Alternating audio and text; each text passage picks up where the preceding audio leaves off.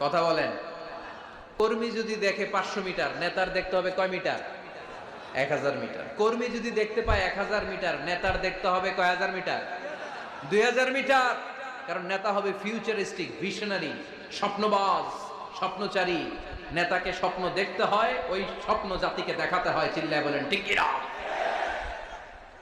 মানুষ তার স্বপ্নের সমান বড়। আপনি কত বড় আপনার স্বপ্ন শুনলে বোঝা যাবে।